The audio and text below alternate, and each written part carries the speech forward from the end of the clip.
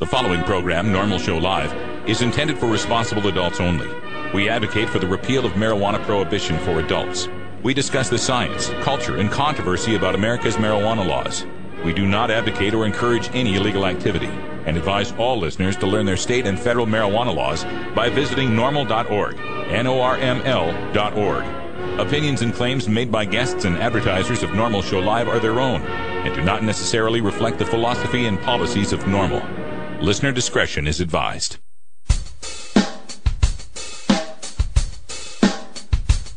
You take a seed, you plant it, you grow it, you dry it, you roll it, you smoke it. You take a seed, you plant it, you grow it, you dry it, you roll it, you smoke it, and it goes down smooth. Hey! Spanning the continent to bring you the truth about cannabis and marijuana law reform. I smoke pot and I like it a lot. From the promise of legalization. And I think that we need to rethink and decriminalize our marijuana laws. To the agony of prohibition. One major responsibility is to encourage people to use less drugs. The National Organization for the Reform of Marijuana Laws presents Normal Show Live, Marijuana Nation. Now, here's your host, Normal's Outreach Coordinator, Radical Russ Belville. Good afternoon, tokers and tokettes, and welcome. It is Monday, December 5th, 2011, and it's got to be 420 somewhere in the world. Oh, man, we are back. So glad to be here. You know, I was abducted by a swamp lizard who secreted me off to Margaritaville and plied me with hard drugs. That's right, alcohol. And let me tell you, the results were, shall we say, explosive. But we're not going to go there. Key West is behind me now. A good time was had by all. Vacation is over. We are back with plenty of stuff to cover on the Normal Show Live. Also want to remind you, Cannabis Carrie, she's still on vacation. And, you know, that's one of the benefits of working for free for 3 years is you get to take as much vacation time as you want. So Carrie will be back as soon as we get her back. But for now, on vacation. And I'm just going to be here taking care of the news for this holiday time and all of the other stuff here on Normal Show Live. Tons of stuff to get to that happened while I was gone. Today, I'm going to address the article that I had published in Kush Magazine that is causing a lot of controversy. Seen a whole bunch of the Facebook postings about it. The danger of dabs. We'll be talking about that. And in the second hour, taking your calls at 971-533-7111. You know, if you disagree with me, call in and tell me. It is talk radio. This is what we're all about here, is talking these things out. So let's get it done. So we'll talk about that in the Radical Rant at the end of the show today. Also, coming up in our hemp headlines, our normal news, a study that showed lower driving fatalities in the states that have legalized medicinal use of cannabis. We'll dig into that. Also, the governors of Washington and Rhode Island petitioning the federal government for a rescheduling of cannabis. We'll talk about that. Dispensaries in California closing due to the U.S. attorneys and the federal crackdown. You know, they're going after the landlords now. And also, I want to give you parts of a piece written by Radley Balco in the Huffington Post today, probably the nation's foremost expert on the use of SWAT raids and military force in policing in America today. He is the Paul Armentano or the Dr. Mitch Earlywine of that particular subject. So I'm going to talk about one of his pieces that you definitely got to give it a read. It's a holiday season for music today. Roots Monday will get you some reefer jazz with the Tall Brothers. We're smoking what we want for Christmas. And then for our cannabis conversations at half past the hour, we're speaking with Terry Franklin, who is with the Freedom Caravan. He's going to tell us all about what that is and what you can do to help support his efforts in ending adult marijuana prohibition. It's Normal Show Live, the voice of the marijuana nation. We've been off for 2 weeks. Thanks for coming back. Tell your friends. Get on with us at live.normal.org. Join the chat. Join the community. Together, we can end this marijuana prohibition. We're back with the news right after this.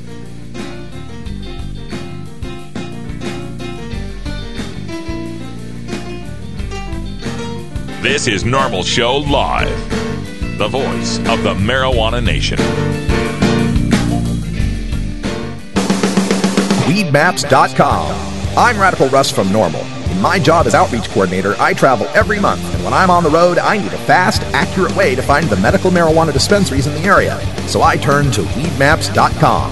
Weedmaps.com has the best dispensary locator online or on your mobile device. Search by zip code or let Weedmaps find you, and in seconds you'll have the addresses, phone numbers, and customer service reviews for the medical marijuana dispensaries in the local area. Weedmaps.com also has a section devoted to helping you find a doctor who understands and recommends medical marijuana under your state's law. You can even check prices on the Medical Marijuana Stock Exchange.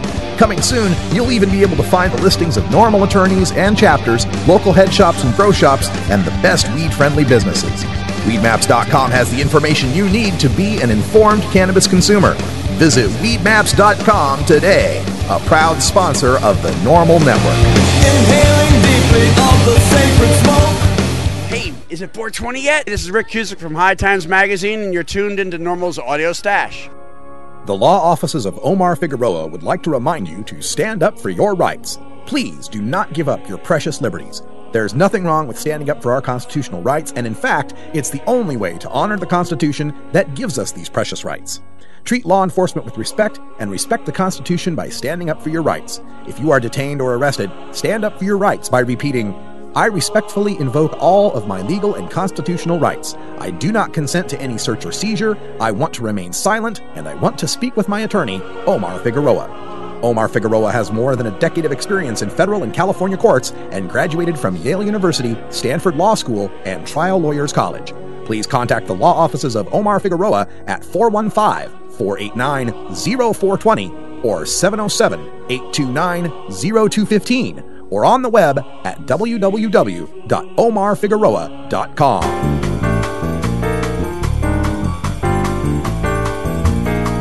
Medical marijuana, industrial hemp, consumer cannabis. It's time for this week's Normal News with Cannabis Carey. Cannabis Carey is still on vacation. I'm Radical Russ with your Normal News. You want to lower traffic fatalities? Try legalizing medical marijuana. That's at least according to a paper published in the University of Colorado Denver professor Daniel Rees and Montana State University assistant professor D. Mark Anderson.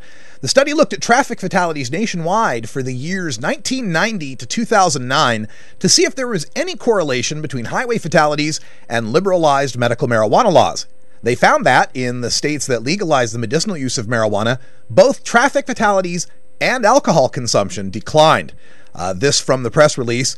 A groundbreaking new study shows that laws legalizing medical marijuana have resulted in nearly 9% drop in traffic deaths and a 5% reduction in beer sales. Daniel Rees, a professor of economics at the University of Colorado, Denver, who co-authored the study with D. Mark Anderson, assistant professor of economics at Montana State University, said, quote, "Our research suggests that the legalization of medical marijuana reduces traffic fatalities through reducing alcohol consumption by young adults," end quote. The researchers collected data from a variety of sources, including the National Survey on Drug Use and Health, the Behavioral Risk Factor Surveillance System, and the Fatality Analysis Reporting System. The study is the first to examine the relationship between the legalization of medical marijuana and traffic deaths. Quote, "We were astounded by how little is known about the effects of legalizing medical marijuana," Rees said. "We looked into traffic fatalities because there is good data, and the data allow us to test whether alcohol was a factor." Anderson noted that traffic deaths are significant from a policy standpoint. Traffic fatalities are an important outcome from a policy perspective because they represent the leading cause of death among Americans aged 5 to 34. The economists analyzed traffic fatalities nationwide, including the 13 states that legalized medical marijuana between 1990 and 2009. In those states, they found evidence that alcohol consumption by 20 through 29-year-olds went down, resulting in fewer deaths on the road. Now, this is very interesting data. We'll talk more about this with Dr. Mitch Earlywine on our Wednesday show. I do caution folks that this isn't a peer-reviewed journal-type study. This was kind of an employment-based survey.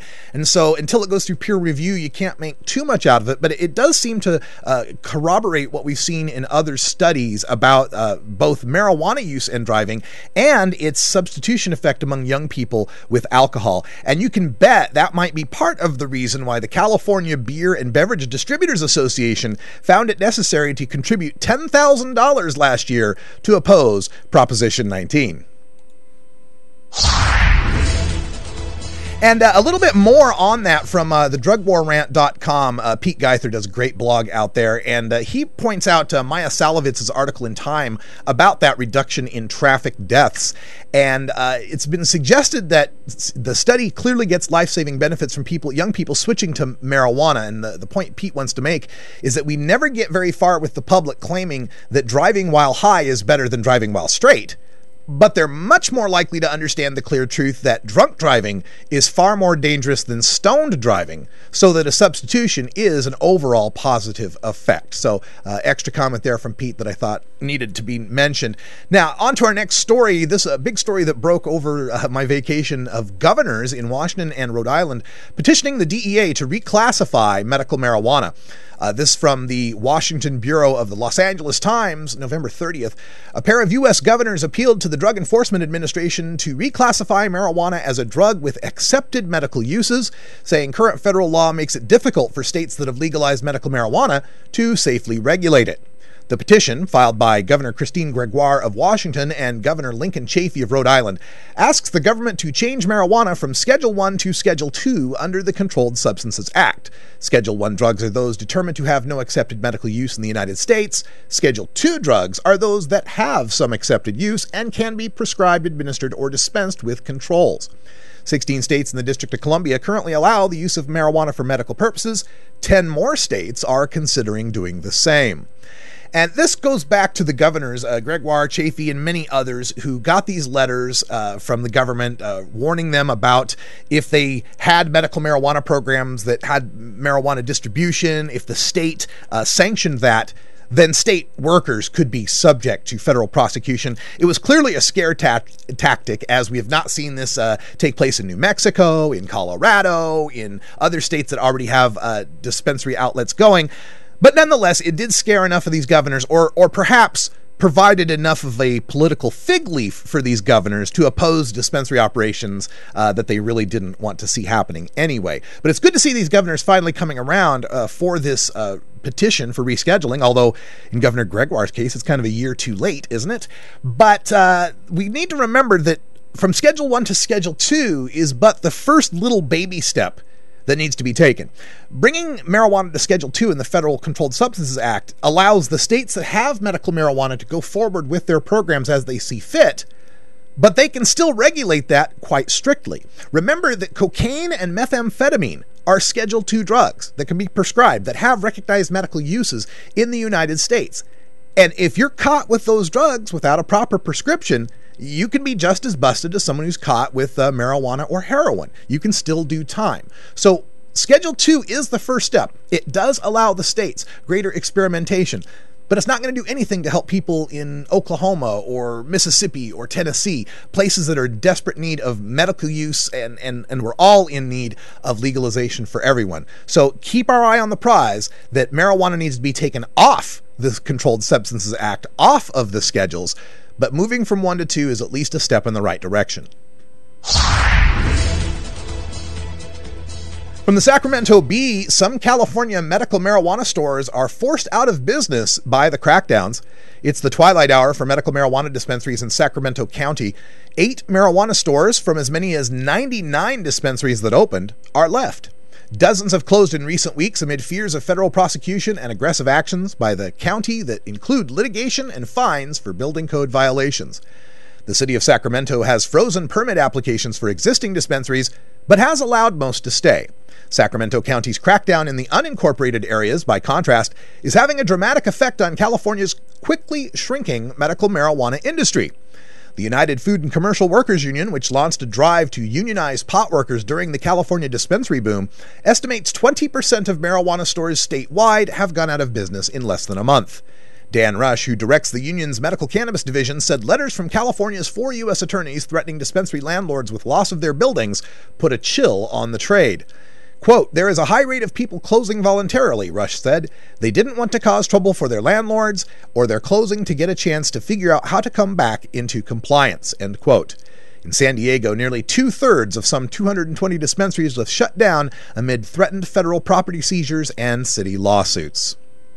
Well, this, of course, is a shame. The last thing we need in California or any other state are fewer jobs. The last thing we need is more people out of work, less businesses contributing to the tax base. But that seems to be exactly what California is going to have to suffer through, and the other states as well, as the federal government continues this Herbert Hoover-like crackdown on medical marijuana. It's almost like the last throes. Remember Dick Cheney talking about the last throes of the insurgency? This is the last throes of the prohibitionists against medical marijuana, and the squeeze is coming here. And it's just a shame that we couldn't get more support from a lot of these medical marijuana dispensaries when they were flourishing, when they could have put money behind Prop 19 and maybe, push this battle a little bit further and gotten a little more support.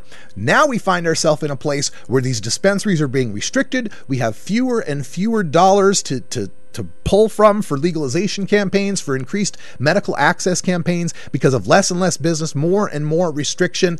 I sure hope it's not too late for us to get our act together in 2012 and make some lasting changes that can benefit everyone, even the healthy tokers. One of my favorite writers on the issue of the drug war is Radley Balko. He writes for Reason Magazine, and he's recently become a senior investigative reporter for the Huffington Post. An amazing post he has up on today, and it's very long, so I'm not going to read all of it to you. I encourage you to please check it out. It's called SWAT Raids, Stun Guns, and Pepper Spray: Why the Government is Ramping Up the Use of Force. And I'm going to throw the link out here in the chat room if people want to read the entire piece, because it is really amazing. And it opens with talk of the Columbia, Missouri SWAT raid, the drug raid that we covered. I believe it was last February, that the video surfaced where the dogs get shot, and they didn't even find enough marijuana in the guy's house to charge him with a misdemeanor.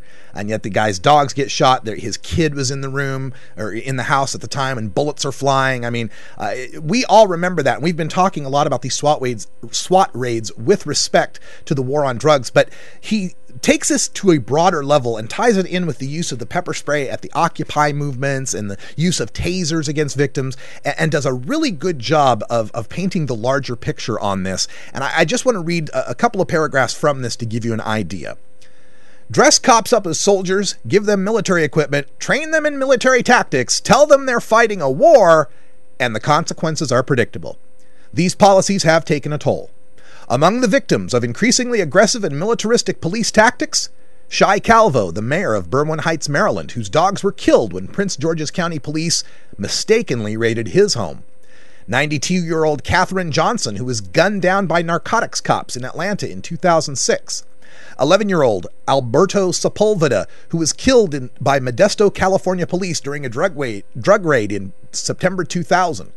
80-year-old Isaac Singletary, who was shot by undercover narcotics police in 2007, who were attempting to sell drugs from his yard. Jonathan Ayers, a Georgia pastor, shot as he tried to flee a gang of narcotics cops who jumped him at a gas station in 2009. Clayton Hellriggle, a 23-year-old college student, killed during a marijuana raid in Ohio in 2002, and Alberta Spruill, who died of a heart attack after police deployed a flash grenade during a mistaken raid on her Harlem apartment in 2003. Most recently, voting rights activist Barbara Amwine was raided by a SWAT team in Prince George's County, Maryland on November 21st. The police apparently have raided the wrong house. The drug war has been the primary policy driving the trend, but since 2001, the federal government has also used the threat of terror attacks to further militarize domestic law enforcement. This includes not only finding new sources of funding for armor, weapons, and gear, but also claiming new powers for the war on terror that are then inevitably used in more routine law enforcement. But paramilitary creep has also spread well beyond the drug war. In recent years, SWAT teams have been used to break up neighborhood poker games, including one at an American Legion Hall in Dallas.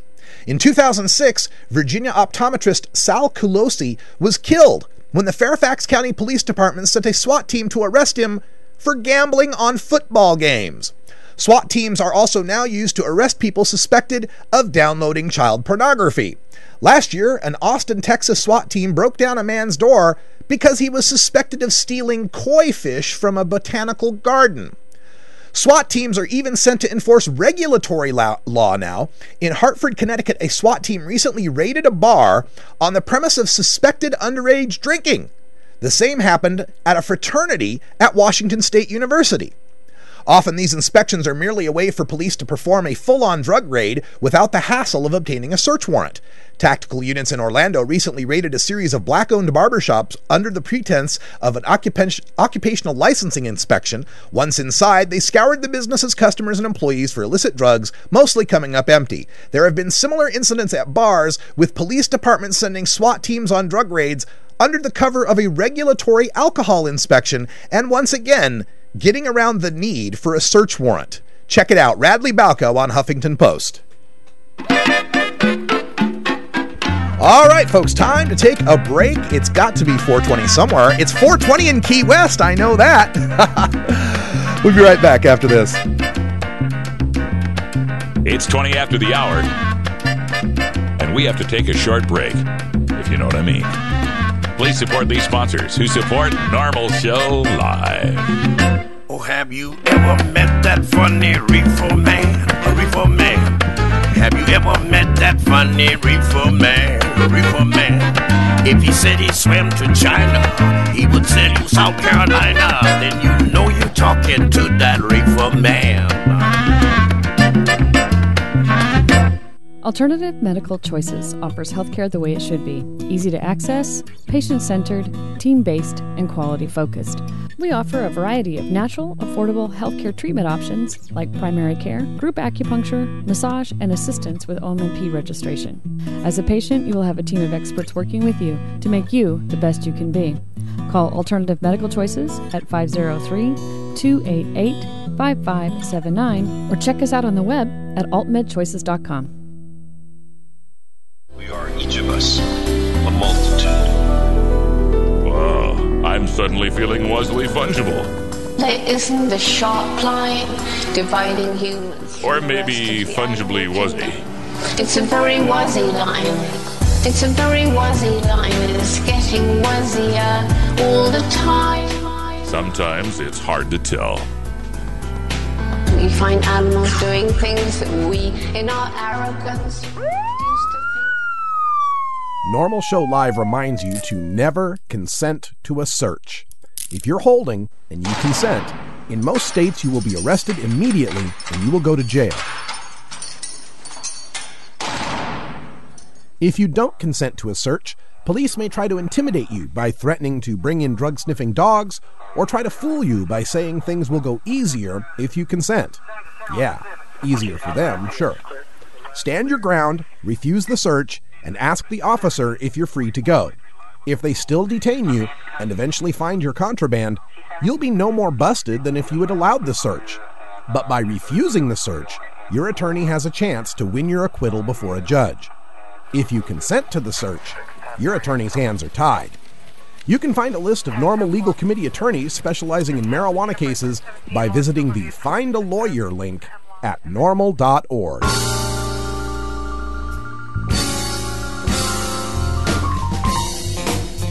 It's time for your daily Toker Tunes, the best in 420 friendly music from all genres that uplifts, entertains, and informs the public. Today we bring you tunes for Roots Monday, our celebration of the music that evolved into the popular modern music of today. We pick the best of blues, country, folk, and jazz with a 420 feel and serve it up for you every Monday. If you'd like to submit your song to be played on Normal Show Live, send it to us at stash@normal.org. Now here's some more great independent marijuana music for today's Daily Toker Tunes. All right, well, it's that holiday season, and so I'm going to break out a lot of the stoner Christmas songs and stoner Hanukkah songs that we can find out here in our Roots Monday and other Daily Toker Tunes libraries. This next group, of course, is one of our favorites. We're all big fans of the Reefer Jazz, and speaking of the Reefer Jazz, I believe Cannabob's in the room. Hey, Cannabob, what's happening? And we got a great group just north of me in Vancouver, BC, called the Tall Brothers. We've played them before, and I encourage you to check them out at their website, tallbrothers.ca. The Tall Brothers are a global award-winning reefer jazz band based in Vancouver. They are Bill and Tom Small, actual brothers who grew up in a musically gifted farm family in southwest Ontario. Their father was 5 when he began performing out-of-town one-nighters in a child prodigy duo with his sister, and their mother was a young Debussy fan who learned Clair de Lune by his ear off radio. 6 siblings were musical from an early age. Bill led 70s rock bands in his early teens and jazz bands with horn sections soon after. He married young, had kids, and very quickly sold $100 million in real estate until work-related stress and life-threatening ulcers forced him to reevaluate the meaning of life. He divested all of his real estate holdings and became a Red Cross director, then formed a bluegrass band with brother Tommy and started gigging solo in Montreal clubs, honing formidable jazz vocal and guitar chops. Upon discovering that cannabis had cured his ulcers, Bill moved to Vancouver and launched the British Columbia Compassion Club Society with Hilary Black, initially operating out of his apartment. Since May 1st, 1997, the BCCCS, there's 3 C's in there, is first of many providers of low-cost, high-quality organic medicinal cannabis to anyone with a doctor's prescription. Tom began playing different instruments at age 5 and writing songs at age 8. At 14, he was the main featured soloist in his high school jazz orchestra that took first place in the Canadian Stage Band Festival competition.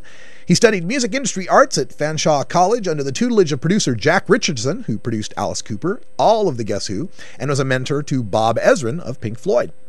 Tom pursued private music study with money earned from audio engineering and performing, and traveled and played in many genres of music. He's a founding member of the Montreal Jazz Bop Lounge Institution's Swing Dynamique. This group featured 2, but as many as 5 Duke Ellington alumni at once, and boasts 60 former alumni, including the legendary Guy Nadon on drums. The band's moniker, the Tall Brothers, derives from one of these entitled Man with the Jive, Light Up Baby and Get Real Tall, is the lyric. Their own songs soon eclipsed these classics in quantity and perhaps in accessibility too, updating the genre to address today's heroes and issues for a younger generation, while maintaining the sonorous bounce that turns grandma into a teenager again. Their fame spread internationally when they headlined the 2004 Cannabis Cup in Amsterdam, and last September 2008 swept the Global Marijuana Music Awards in Texas. They continue to enjoy success with song licensing deals in TV, film, webcasting, and their overnight internet sensation hit CD, Simply Business. So we are going to turn it over to the Tall Brothers with our Roots Monday tune for this holiday Monday. It's Smokin' What We Want for Christmas from the Tall Brothers. Enjoy.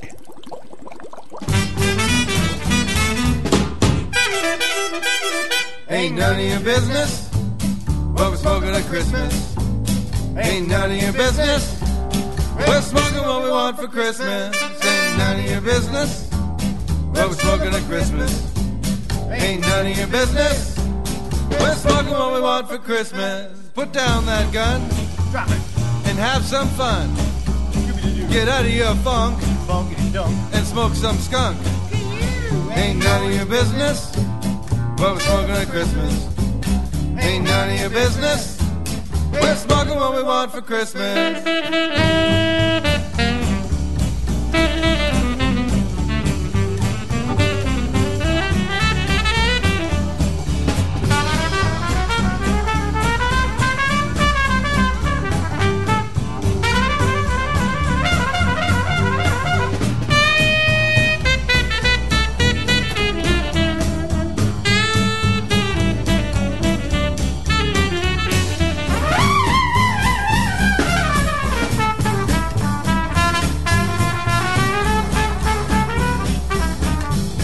Ain't none of your business what we're smoking at Christmas. Ain't none of your business. We're smoking what we want for Christmas. Ain't none of your business what we're smoking at Christmas. Ain't none of your business. We're smoking what we want for Christmas. Put down that gun, drop it, and have some fun. Get out of your funk and have some spunk. Ain't none of your business what we're smoking at Christmas. Ain't none of your business. We're smoking what we want. We're smoking what we want. We're smoking what we want for Christmas. Smoking what we want for Christmas. You want a copy of that song for your iPod? Check out the Daily Toker Tunes at the Stash blog by surfing to stash.normal.org and choosing Media, and then Toker Tunes from the main menu. As High Times Senior Cultivation Editor, I'm often called into the field and asked to sample or even identify exotic strains of marijuana in their natural habitat. Now, for the first time, I've compiled more than 120 of my favorite strains into this single field guide designed to fit into your pocket as you travel the world in search of your favorite plant. From a friend's closet grow room to the wilds of Northern California, this single guide covers all of today's best-known strains, plus heirlooms and throwbacks, including High Times quality photos and information on each variety's genetic heritage and growing characteristics, plus my personal notes on aroma, flavor, and potency. So this is Danny Danko, author of the official High Times Field Guide to Marijuana Strains, wishing you good times and great ganja. The official High Times Field Guide to Marijuana Strains is available at hightimes.com and finer bookstores. Perhaps this scientific method could be extended to other fields of learning. Perhaps I could lead the way to a new age, an age of rebirth, a renaissance. Nah. Hi, I'm Keith Stropp, the founder of NORML. In all the years since 1970 that I've been fighting marijuana prohibition, I've learned that drug warriors love to confuse the public with statistics. Lately, they've claimed that there are more teens enrolled in drug treatment for marijuana than ever before.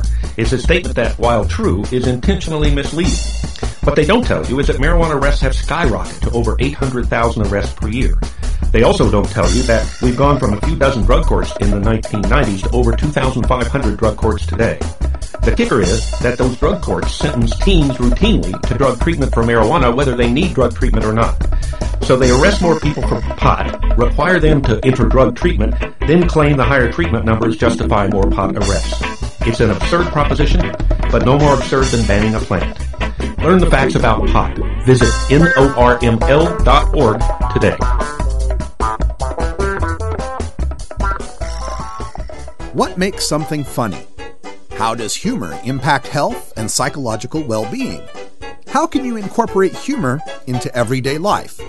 A concise, reader-friendly introduction to an important but often underappreciated topic in modern psychology, Humor 101 explains the role of comedy, jokes, and wit in the sciences and discusses why they are so important to understand.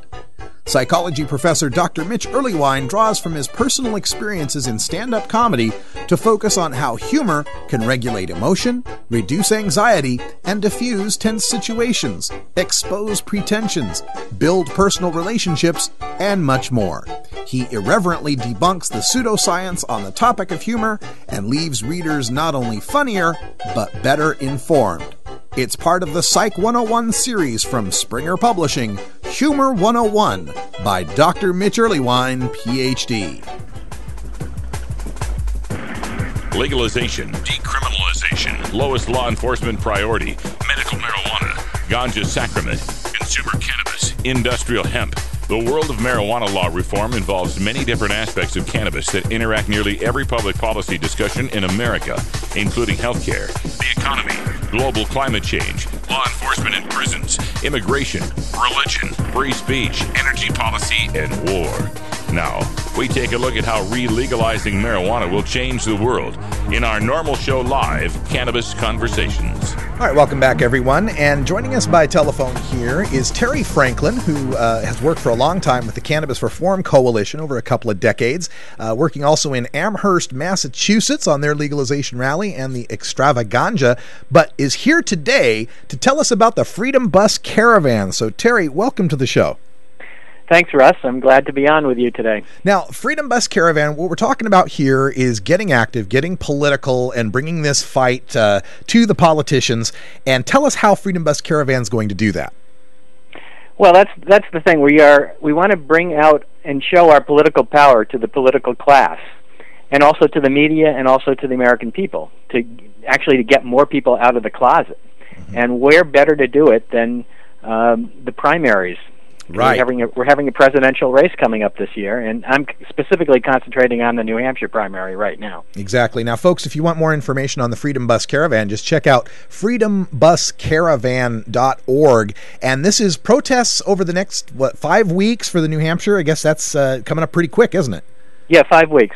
We've actually been up there on the ground a little bit already. Well, actually, we Our first foray into New Hampshire was back in June when they had a debate some of the Republican candidates up there.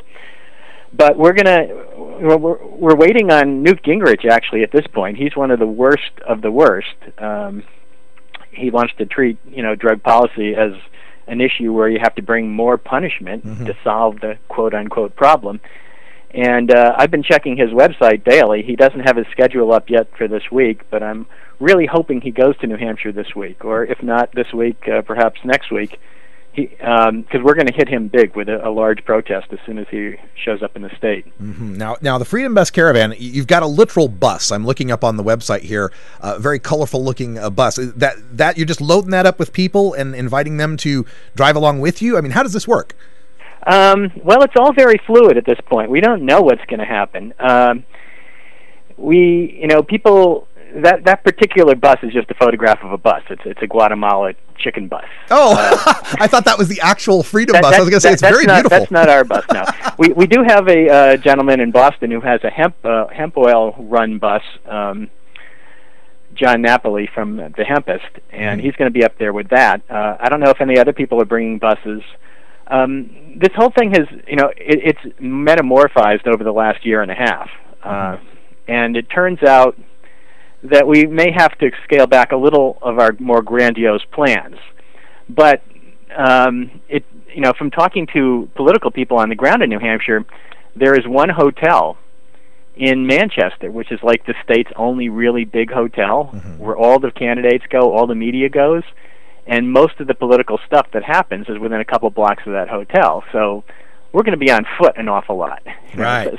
Certain days we may go off to Keene or Portsmouth or something, where we take some buses and probably a lot of cars too as part of the caravan, but we're going to be on foot in Manchester mostly. Well, this is great. This is, getting people's, people can sign up on Facebook for this or that or read blogs or whatever, but getting people's faces in front of those politicians, making it a human issue, forcing them to have to confront the people that are bringing this issue to them makes all the difference in the world. I know when the last campaign, the Obama, during 2008, I remember them tailing a lot of the candidates, even back to 2004, tailing them and getting YouTube videos and direct information from these candidates. I notice you have Facebook, Twitter, YouTube, all of that. Is that part of the process here, is doing a video recording of these candidates?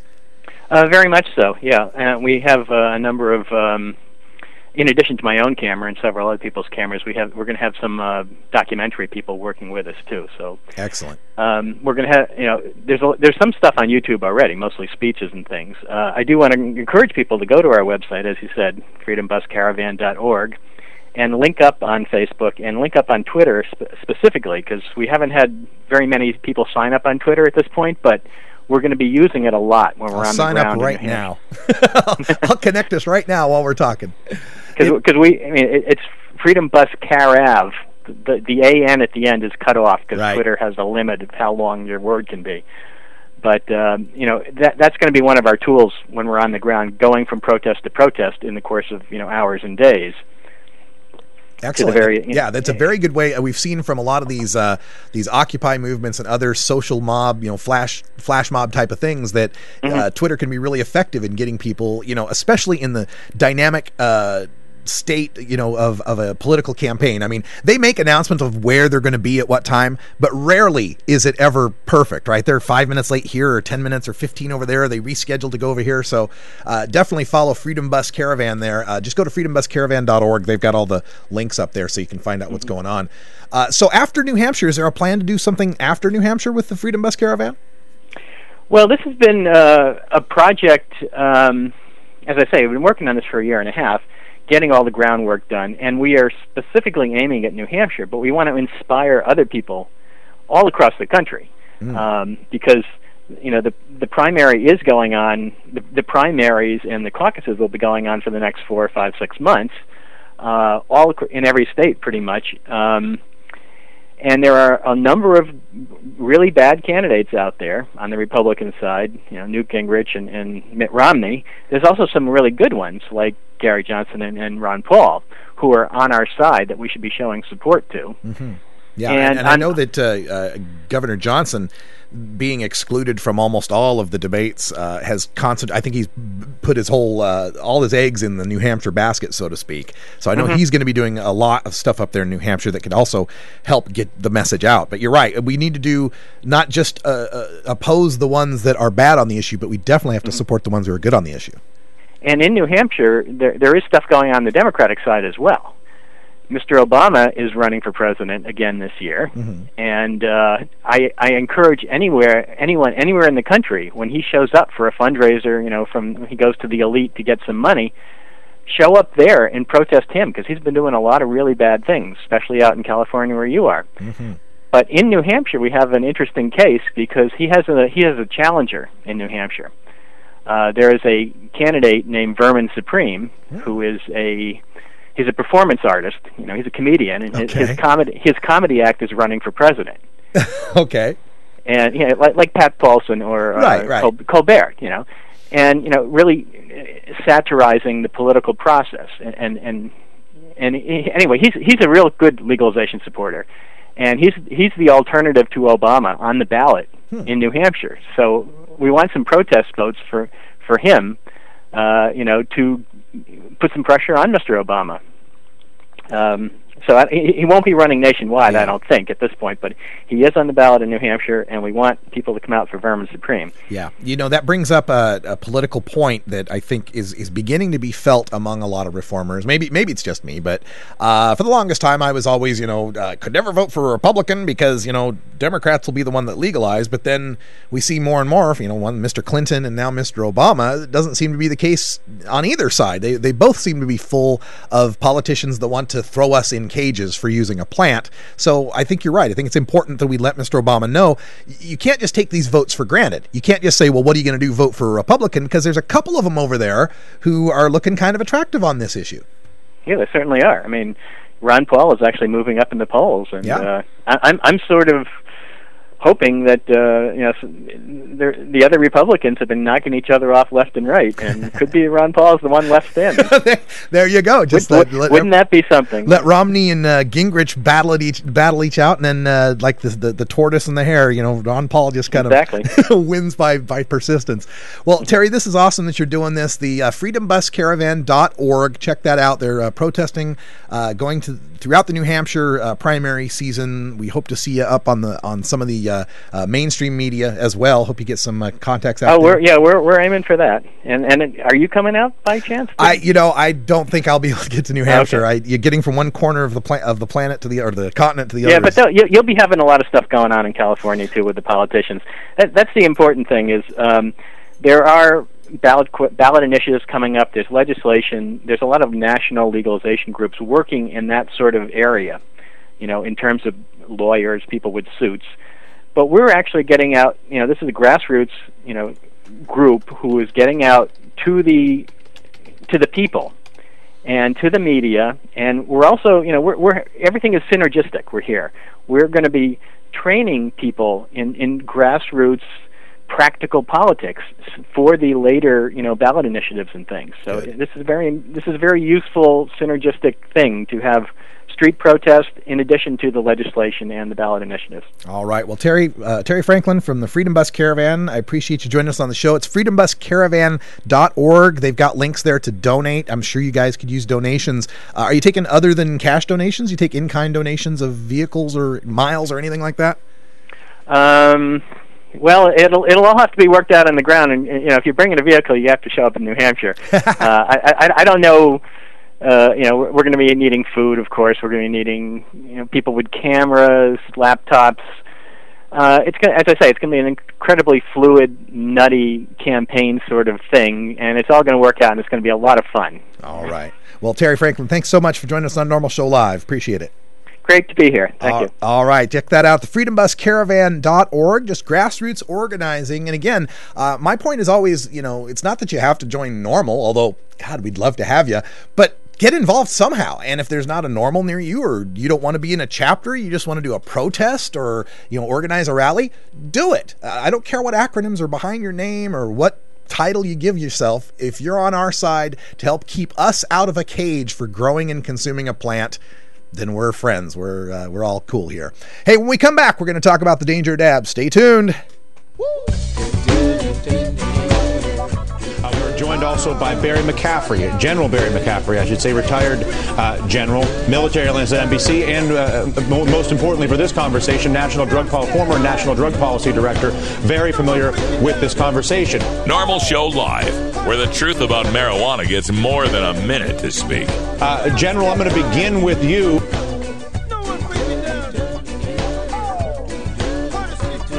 Everybody's got a habit, some good, some bad, to reach the comfort zone.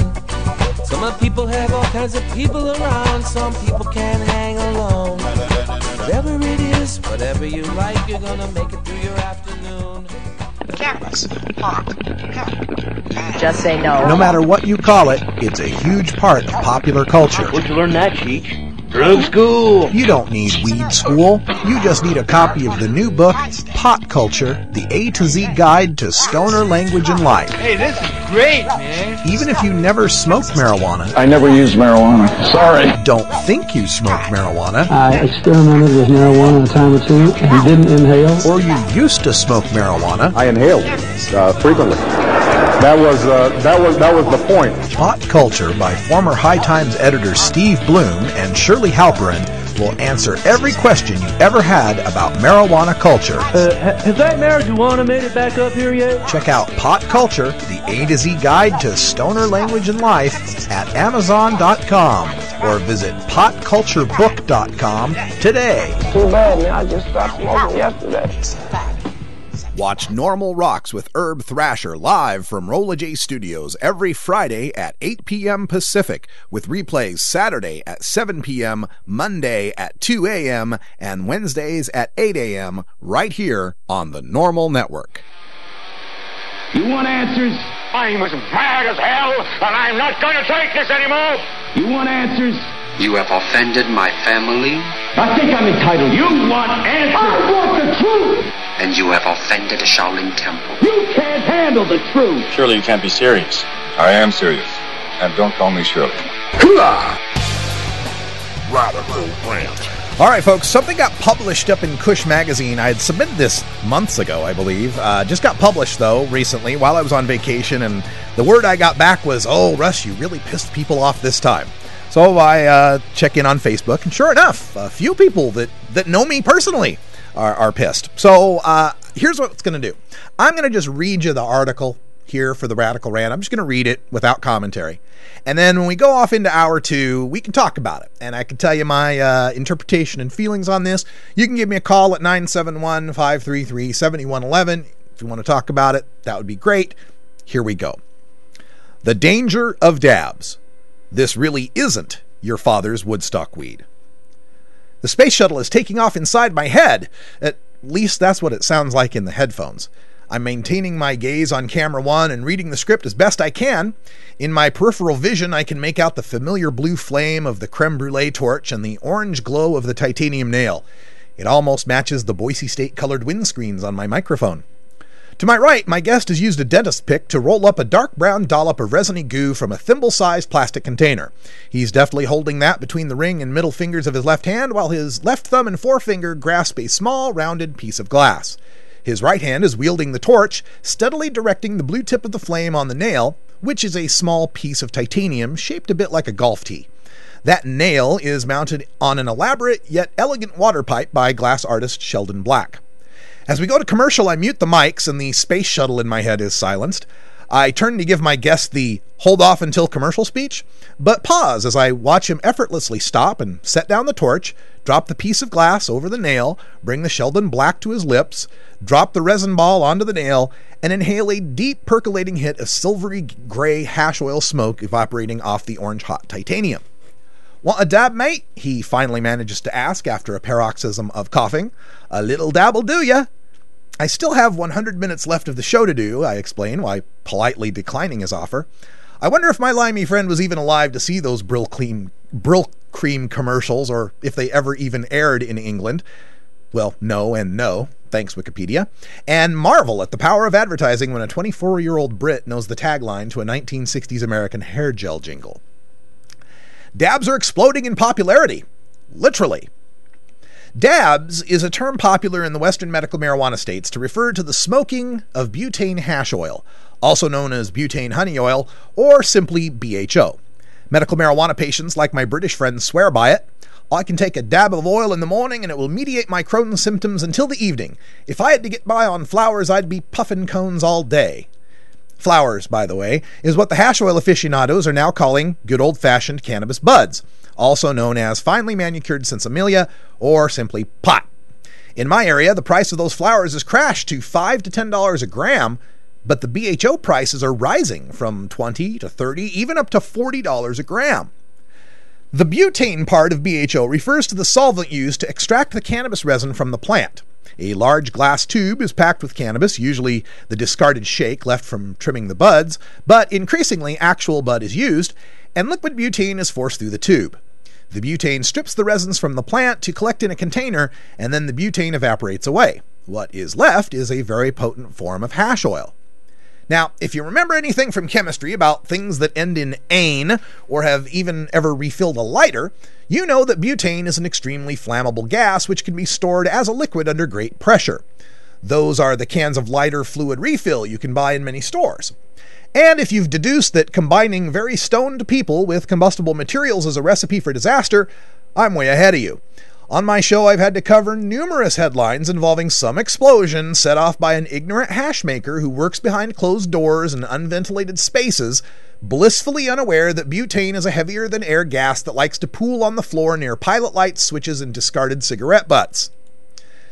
I love my dabs and I love making BHO, but I'm getting tired of defending it, says my show's young co-host, evoking Chris Rock's routine on misogynistic rap music. We'd just reported a story from Oregon about what the local media mistakenly called cooking hashish, because there is no flame or cooking involved in BHO. Just because some idiot blows up a motel room with his girlfriend and 2-year-old inside because the dumbass doesn't get the concept of ventilation, now everybody wants to hate on BHO. I don't even use flowers anymore. They don't touch my pain at all. And when I make BHO, it's outside, in the country, and it's safe, and I know what the fuck I'm doing. Grab-a-dab-a-goo. One talking point I've heard from opponents of marijuana legalization for years now is, this is not your father's Woodstock weed. The story varies, but basically they say the weed the baby boomers fondly remember was only 2% THC, and the chronic today is, or the skunk as they would call it in the UK, is a bazillion percent stronger. It's a bullshit story because A, the ability to test for THC potency didn't exist until the 1970s. B, 2% THC is what we call hemp, or ditchweed. And C, really potent weed has always been around, and those boomers smoked it. I mean, just open their photo albums and listen to their music. Those fashions and tunes were not worn and sung by people stoned on 2% THC ditchweed. But with the BHO, we do have something that is objectively more potent, much more potent, than even the strongest Panama Red or Thai stick from back in the day. As part of my job, I have the privilege of reporting from backstage at the biggest pro-marijuana festivals on the West Coast. At every one at which there has been dabs of hash or hash oil, there has been at least one, even experienced pot smokers, wilting like Scarlett O'Hara with a case of the vapors. And rarely do I see dabs not followed by intense coughing fits. It's not that the hashish preparations are any more dangerous, it is the same non-toxic cannabis after all, says one marijuana researcher I interviewed. But it is more potent, so bottom line, you don't need to take these big lungbuster hits like you're trying to win the clear the bong contest. Well, I'm a bit confused. I understand that BHO is non-toxic as regular old pot, but regular old pot doesn't make me pass out and potentially smash my head on something. Doesn't a hacking cough and occasional fainting count as more dangerous? A nation of dabbers. Now, a segment of the new Ken Burns documentary Prohibition was entitled A Nation of Drunkards, and it detailed how the second half of the 19th century saw a country of beer and cider drinkers increasingly turning to hard liquor. Drinkers still drank as much as often as culturally dictated, but they swapped 3 to 10% alcohol for 30 to 60% alcohol. The resulting public drunkenness and rise of saloon culture led to a few temperance movements fueled by angry mothers and religious leaders. This moral crusade that tarnished all the responsible users of alcohol with the deplorable excesses of a few alcohol abusers culminated in national prohibition that took 13 corrupt, violent, hypocritical years to undo. In the late 1970s, acceptance of marijuana use was rising fast. From Nixon's proclamation of war on drugs in 1971 to President Jimmy Carter calling for decriminalization of 1 ounce of marijuana for personal use before Congress in 1977, Gallup poll responses approving of legalization rose from 12% to 30%. But marijuana was linked with cocaine, with the idea that both were just fun, harmless party drugs. Covers and centerfolds of counterculture magazines featured lines of cocaine as well as purple crystalline cannabis buds. When cocaine lit up the headlines with the tragic accidents of Richard Pryor, John Belushi, and Len Bias, along with the new super potent, to the media, crack cocaine, support for marijuana legalization dropped back down to 16%. Now we have a nation that has increasingly accepted medical cannabis. 1/3 of national jurisdictions, 16 states plus DC, have enacted medical cannabis laws. There's a good chance of more than one state placing a marijuana legalization initiative on the 2012 ballot. Will BHO be the new whiskey, driving an angry mother's temperance movement?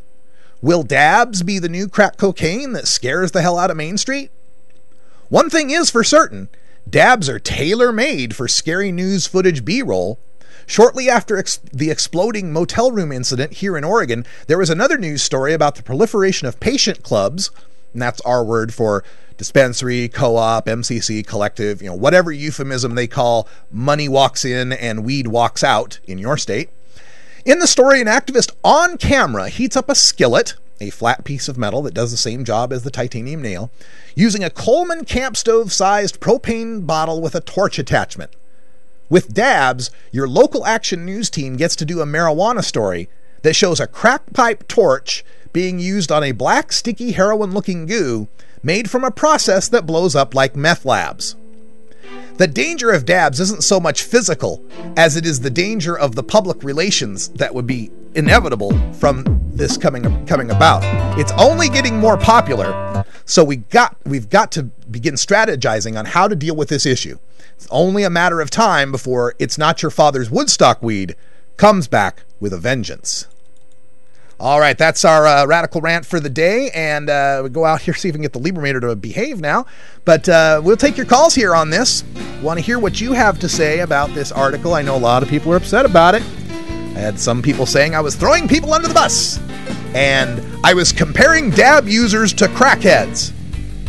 I don't think I did that at all, but let's talk about it. 971-533-7111 is the number if you want to get on the line. All right, folks, that's all the time we've got for the podcast, but I'm going to continue the recording of this, so if we get people calling in, we can play those responses on a later show so podcast listeners can get their fill too. For everyone here at the Normal Foundation, I'm Radical Russ. Thanks for joining us, and until next time, take care of each other, tokers.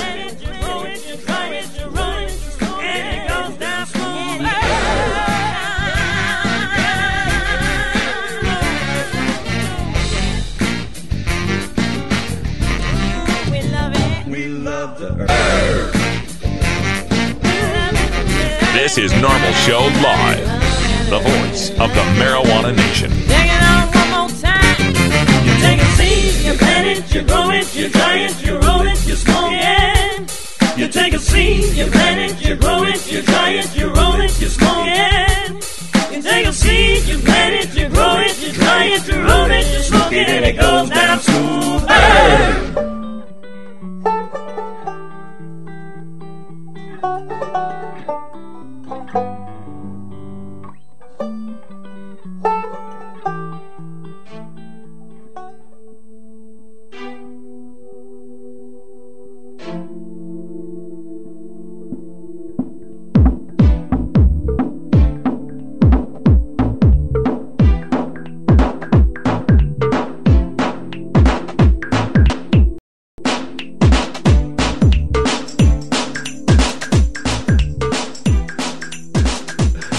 Welcome back, folks. It's a little early. I don't know what happened to the Liebermator. It's not even 2 o'clock yet, Pacific time, but what the hell? Let's go into it. We're back from vacation. Just got back from the Conch Republic, Key West, Florida. What an amazing trip. What an amazing place Key West is. My God. I recommend it. They got chickens running around. Chickens just in the street. Chickens running around. They got feral chickens, right? Roosters crowing at all hours of the day. And not one of them would tell us why they crossed the road. In the road, out of the road, they wouldn't tell us why. What other things do we got from Key West to remember? Oh, deep fried Oreos and PBR. There's something very, very wrong with that, let me tell you. That definitely contributed to my voluminous vomitus. Oh my God, it was bad. There was way too much alcohol drank, and I gotta say, something about alcohol culture. This is the thing that drives me so crazy about marijuana being prohibited, is when you go to a place like Key West, but it doesn't have to be Key West. There's places like this all over America where alcohol is not just, allowed. It's celebrated. It's promoted. It's, expected. This Duval Street that you walk down, t-shirts that they have for sale, that say, I got Duval faced on shit street, right? All these bars, waitresses standing outside on the sidewalk with the little, the test tube holders, the little test tubes alcohol, or the little Jello shots right out there on the street. People walking up and down the streets with open containers, the little scooters, people on their scooters going from bar to bar. And that's, that's the way it's spelled. It's Margaritaville. It's 5 o'clock somewhere. It's all perfectly cool, man. And again, I'm not trying to take away from that. Obviously, I had a great time. But it's just annoying as hell to see that. And then also in Key West, there's a weed culture to it. You'll see a lot of references to getting high on the t-shirts and stuff too. But of course, we don't get to smoke joints while we're walking down Duval Street, right? So it's kind of as if both weed and alcohol are accepted, but one has to be your dirty little secret. It's so frustrating. Anyway, I want to go back to the Danger of Dabs article, because like I said, I was kind of stunned that it even got published, because I submitted it so long ago that I didn't think it was happening. And some of the Facebook stuff is pretty amazing. Here's one. Stabbed by one of our own. Thanks, Russ, for one giant step back in legalization. Comparing dabs to crack cocaine. Way to go, Normal.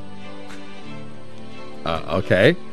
I don't think I was comparing dabs to crack cocaine. I think what I was saying was the way people are going to see that on television when they don't know they barely know what a joint is.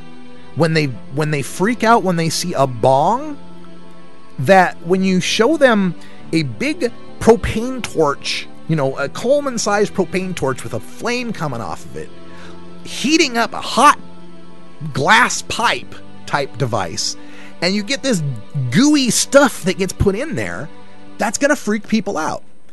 I'm not saying it's a bad thing.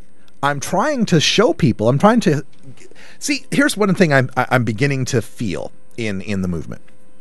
And this has been, I've been doing this since 2005 now. So I admit, I'm to a lot of folks there, been doing it for decades and decades. But this is just my take on this. Is that it gets kind of insular. And people kind of get blinders on in this movement. And we get what I call a true believer syndrome. And true believer syndrome is when you realize you've been lied to, right? You've read Emperor Wears No Clothes for the first time. Right? You start getting into the websites and you start getting into all the research on cannabis. And especially if you're a medical user, what happens is you get this true believer syndrome where you know the truth. This is the truth. And you approach people like that. And while you may be absolutely right, you can't, the way that you present that puts up a barrier to getting them to understand what we're talking about. Let me give you an example. When I went to, this was in Atlanta. When I went to the Atlanta Fest, the cannabis festival they did on the state capitol, there was a guy there in scrubs, in medical scrubs, wearing one of those Guy Fawkes Anonymous masks, right? And he explained to me, what his deal was basically he works in the medical field. Now, he said he's a medical professional. I don't know if he's a doctor or a nurse or a nurse's aide or a doctor's assistant or who knows what, but he's a medical professional. All right, medical professional. And he explained that he had the mask on because he has to be anonymous because, if people see who he is, he could lose his job as a medical professional, especially, in the state of Georgia. Now, that was all fine. That was all fine and well. But when this guy approached me, And you remember, this guy, Fox mask, kind of freaky at first anyway when someone in masks approach you. But you can see his eyes from behind the mask. He goes, I am a medical professional, and I will not stand by while people are blah, blah, blah. And just, this very, crazed kind of cadence. It wasn't the kind of talk where, if you were meeting a stranger, you would say, hi, hey, I'm glad you're here. I know the mask is a little weird. It wasn't friendly. It was confrontational. It was, and I get that so many times from so many activists who get on the high horse, how dare you criticize the medicine? That's not what I'm criticizing. That's not what I'm criticizing at all. What I'm criticizing here is the fact that we get so insulated in our own little cannabis world, where all of us know the truth about it, that we forget there's a whole world out there that doesn't know a thing about it. And that we come off as zealots, and we come off as insincere, and we come off in lots of ways to the general public out there. I call this my dad test. Could I show this to my dad and explain to him that it's medical without him turning to me and going, bullshit? Okay, that's all I'm saying here. And this gets into a bigger rant that I'm preparing for tomorrow as well about this whole wellness, not intoxication BS that's going around. It's all medical. All use is medical. All use is medical. Bullshit. It's not all medical. Some people like to get high. It's fun to get high before a show. It's fun to get high before you go to a concert, right? All use is not medical. To say that all use is medical is to say that I have to follow a proper excuse for doing what I'm doing to myself. And sorry it doesn't wash, but I'm going to save that for later. We'll talk about that. Talk about that on tomorrow's show because I want to get that one really put together. Let me get you another. Here's another one. Another comment from the Facebook on my Danger of Dabs article. I think Russ bailed on us, comparing concentrate users to violent drunkards, crackheads, heroin addicts, and meth labs. Now again, let me go back to the thing here. I said it was tailor-made for scary news footage B-roll. That's what I said. I said you give your local action news team a marijuana story that shows crack pipe torches used on black, sticky, heroin-looking goo made from a process that blows up like meth labs. Now, nowhere in that did I say, people that do dabs are like heroin users. People that do dabs are like crack users. I said the perception of it, what you see, the actions of what are happening in the use of dabs are scary to people. Now, I get from some people that are coming back to me and saying, well, why are you writing the script for the DEA? Why are you writing the script for Bill O'Reilly or whoever might read this? And now, maybe they don't know that there's dabs, and here you are saying how bad it is. They'll say, see, the guy from Normal even thinks it's bad. The reason why is because if I can come up with this, they can come up with this. And it's better that we address this now as a community than for it to be brought up on the O'Reilly Factor or on Jon Stewart or some show trying to make us look like fools, trying to make us look like we're insincere, like we're trying to pull the nation's leg again. Because really, folks, I am telling you, the pendulum is swinging back on medical. The pendulum is swinging back on this medical thing where they're going to medicalize it. They're going to keep getting as many people in. Okay, well, you got cancer, you got AIDS, you got glaucoma. Here's something from GW Pharmaceuticals that does everything that plant did. You just need your prescription to go down to the pharmacy and get it. And then the rest of us, and I'll be selfish here, me, are still subject to going to prison because we're just healthy enough to throw in a cell. So long as we continue to play this lesser of two evils game, well, pot's evil, but sick people, locking up sick people for pot, that's worse. It leaves us with evil. We've got to address that underlying evil. I said I was going to save that for tomorrow. So let me get off on another subject because let me see if I got another one of these here. What's the other one? He talks about me. Okay, this is the activist, the specific activist here in Oregon. And by the way, when I did the story, I left everyone's names out of it. I mean, you could tell who some of the people were, because you follow the show. But I left most of the people's names out of it because I didn't think that was necessary. Because again, I didn't want it to be interpreted that I was attacking you specifically. I'm trying to say, watch what we do. Understand that perception is reality. Understand the viewing audience doesn't know our truths. That they have to be given our truth first and be able to digest that before we can go bringing crack torches on the screen.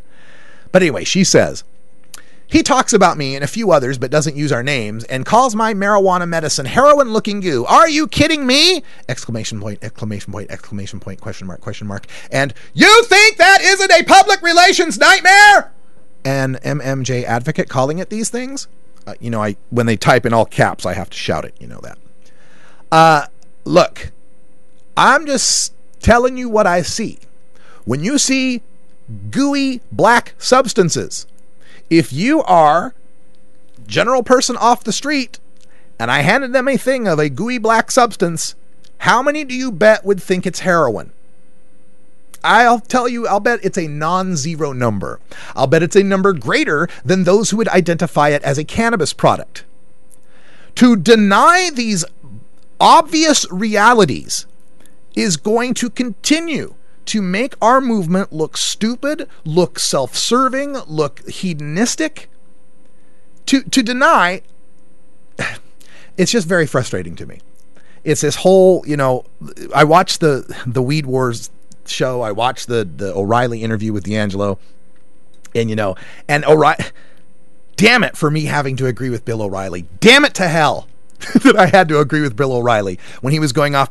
And he was saying, anybody can get it. Anyone can say they're anxious, get their card, and be able to get marijuana. And rather than defending that, rather than saying, yeah, why not? I mean, they tried to by saying, well, people can get prescriptions for Ambien and Prozac and all that. Yeah, right. Prescriptions. Instead of trying to just say, yeah, and what's the problem with that? It all had to get, they try to dance around it. They try to, we don't know, we don't have the training to see who to know whether or not someone's serious, but we check up on our doctors and look, it's plainly obvious in the state of California, if you want a weed card, you can get one. Let's, call it what it is. I'm really getting tired of having to play wink, wink, nudge, nudge games with something that is so basically beneficial. We should just be able to tell the truth about it and not have to come up with euphemisms like wellness. Anyway, so that's got me a little frustrated. Here's another one. What the fuck, Russ? This is pure fear-driven nonsense, in my opinion. Crack? Alcoholics? Are you trying to add fuel and build their fire? What? So what? Am I supposed to ignore it? We're supposed to ignore this phenomenon that... Look, I've been smoking pot for a long time. Been smoking pot since 1990. And this dabs culture...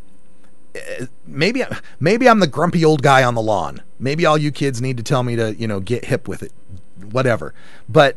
this rise of this dabs concentrate culture, and again, one thing that gets really, really old in these discussions on Facebook and other places when I talk about this stuff, what I get is really frustrating here is when they say things like I don't recognize the medical use of it. Well, of course I do. I sat here with Greg while he's treating his Crohn's with it, okay? Don't insult our intelligence here by saying that, it's some grand conspiracy. It's a conspiracy. Normal doesn't really want it legal. They don't really want it medical. Come on now. Grow up. Doesn't make no sense. Anyway, I'm going to take a break and read what's going on in chat here. So while we take a break, let's turn things over. Who do we got here in the old list? Let's put them down. Let's go to, the Two-Man Gentleman Band with me. I Get High on Reefa. 2, 1, 2, 3, 4. Some people get high on music. Some folks get high on life. Some girls get high about getting husbands. Some husbands get high when the wife's not looking. Some folks get high on being downhearted. They love to moan and weep. Me, I get high on reefer. Then I fall asleep and I dream about an island in the Caribbean. Holding hands with you beside the sea. And I wonder, who do you dream about when you put that reefer in your mouth? In my dream, you dream of me.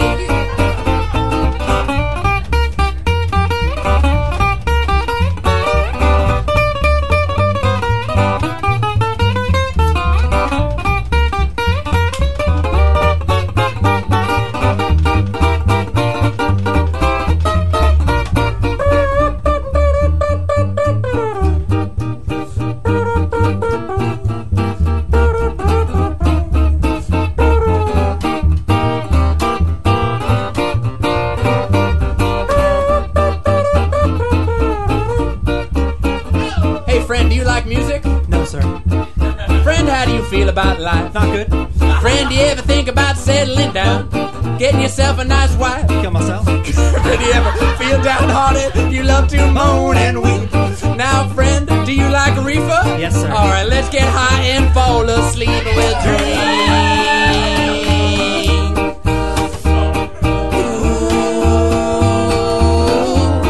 Yes, I wonder who do you dream about when you put that reefer in your mouth? In my dream, you dream. I wonder who do you dream about when you put that reefer in your mouth? In my dream, you dream. Thank you.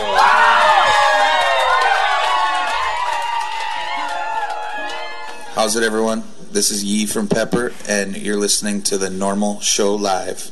Hoorah.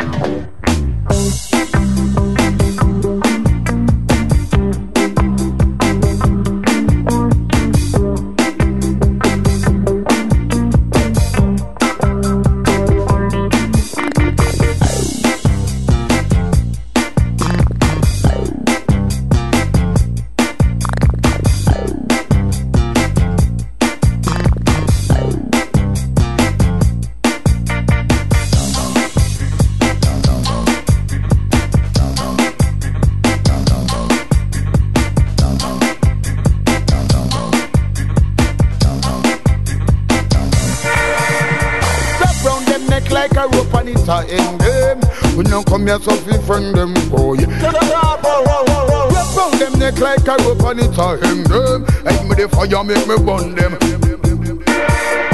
Wrap round them neck like a rope and it a hang them. We now come here so fi friend them boy. Wrap round them neck like a rope and it a hang them. Like me the fire make me burn them.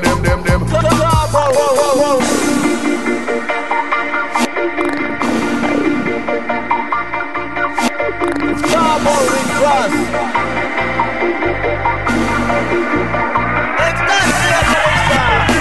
Smoke to the water, smoke to the bone, smoke to the water all night long. Smoke to the water, smoke to the bone, smoke to the water, singing this song.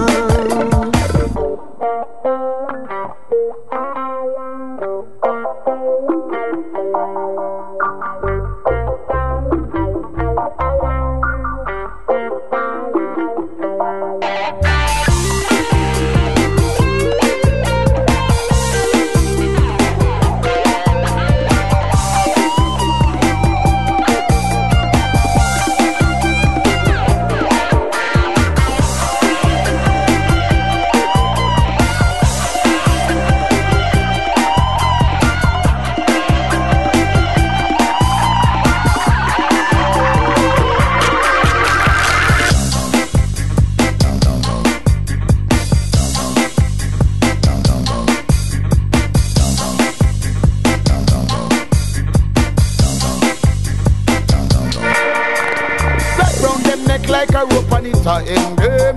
We now come here so fi friend them boy. Wrap round them neck like a rope and it a hang them. Like me the fire make me burn them.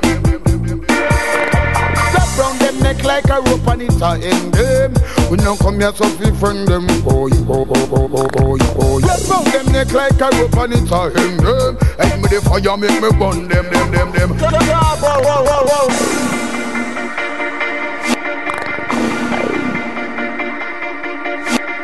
Starboard Cross.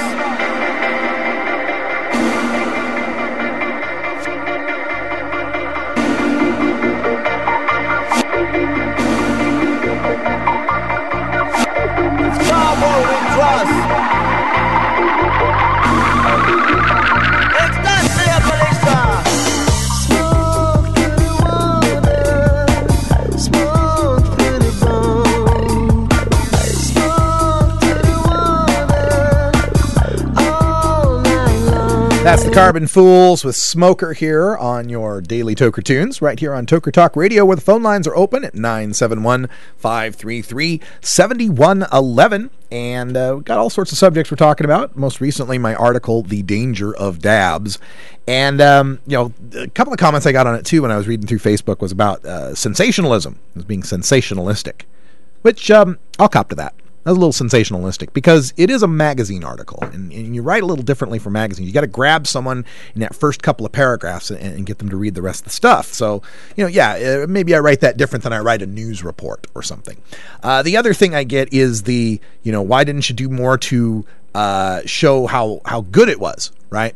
And while I do feel like I included that line about, nothing else will touch my pain, the Ganja John line, nothing else will touch my pain. And I indirectly, by, noting Cure's use of it, but, I guess I could have put more in there that he's a Crohn's patient. I don't think I mentioned that.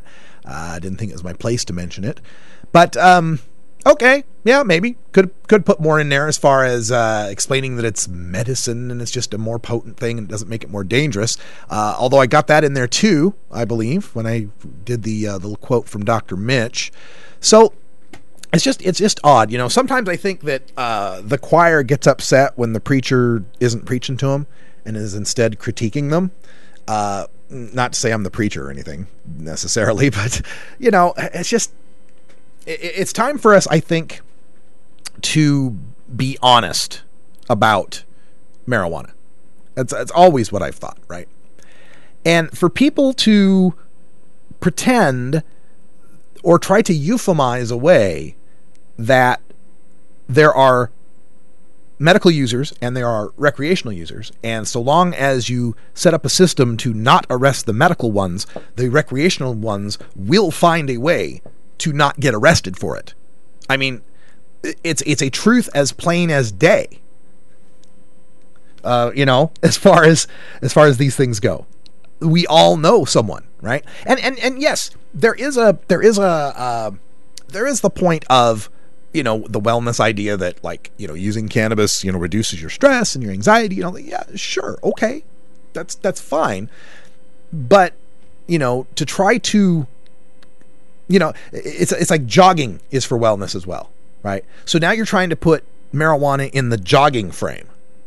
And this is what's been bothering me over the long haul in this, is the framing of marijuana and how we keep trying to put it in places where it doesn't quite work, right?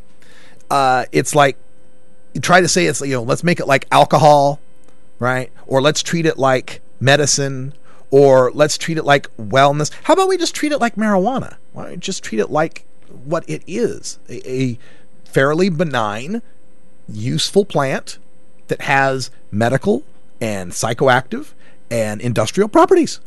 Why not just treat it that way? And let's see. Who have I got here in the chat? Somebody's here. It makes oil smokers look bad. We are part of the community. I don't understand, and I wish you'd call in, because I don't understand how it makes the dabbers look bad. I'm trying to show how, well, maybe it does. Maybe it does, Explain it to me, though. It's hard for me to get this from one sentence of chat. But it's something to be thought of. All I'm trying to do here is to show people this phenomenon exists, and this is how people are going to react to it. And if we want to pretend like they're not going to react this way, or if we want to pretend that, we're not going to start seeing this soon on some scare tactic video, then, we're being naive here. So I'm looking for help. Explain this. Explain how we defend this. Explain how we have a B-roll with an activist with a propane torch heating up a nail and dabbing goo on it.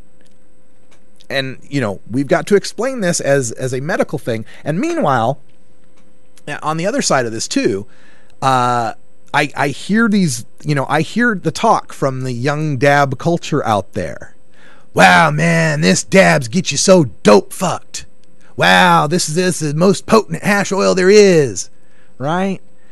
People don't talk that way about their prescription meds, right? People don't People don't celebrate how great their insulin is, right? Or how potent their particular Valium was, or it's standardized, right?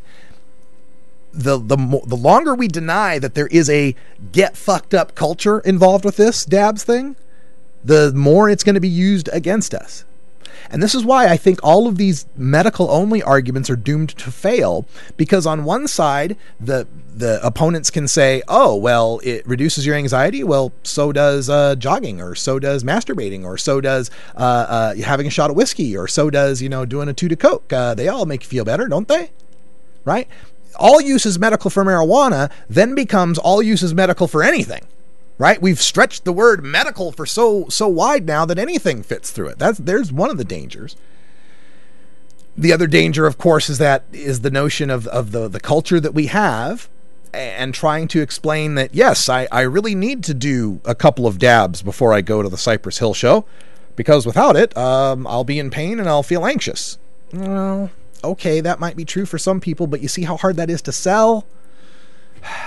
Anyway. Seems like nobody wants to call in, so I will play some music. This is Free the People from Los Galos.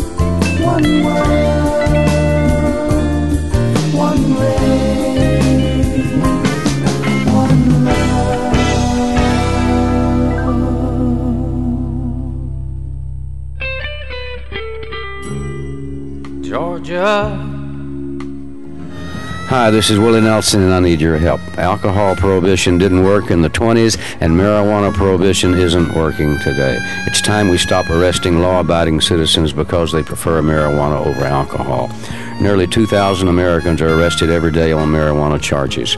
We're unfairly destroying the lives and careers of hundreds of thousands of people each year simply because they smoke marijuana. These are not criminals. They're average citizens like you, good neighbors who work hard, raise families, pay taxes, and contribute to their communities. We need your help to end marijuana prohibition once and for all. It's the fair thing to do.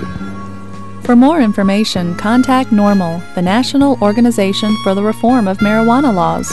Call toll-free 888-67-NORML or visit their website at norml.org. All right, welcome back, everyone. We've got a caller on the line from the 847 area code. Welcome to the show. What's going on, Radical Russ? Oh, just, beating back.